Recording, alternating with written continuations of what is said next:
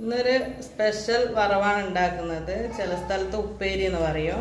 അപ്പോൾ പാഷൻ ഫ്രൂട്ടിൻ്റെ ഇലയാണ് കിട്ടിയത്. ഈ ഇല ഇതുപോലെ ഉണ്ടാവും.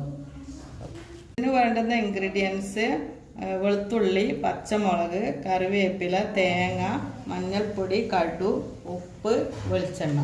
ഇത് ഇതുപോലെ കഴുകി വൃത്തിയാക്കിയിട്ട് ഇതുപോലെ കട്ട് ചെയ്തെടുക്കുക.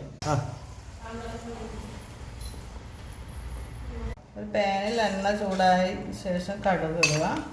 കടുക് പൊട്ടിയതിന് മുളക് ചേർക്കാൻ മറക്കരുത്. പിന്നെ കറിവേപ്പില ഇടുക.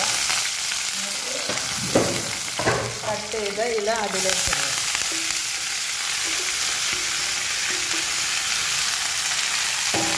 ഇത് മഞ്ഞൾപ്പൊടി ചേർത്ത് അതിലേക്ക് ഇത്തിരി ഉപ്പ് ചേർക്കുക. അതിലും ചേർക്കുന്നത് ഇത് വേവാൻ ഇത്തിരി വെള്ളം ചേർത്തിരുന്നു. അതിൽ വെളുത്തുള്ളിയും തേങ്ങയും ചേർത്ത്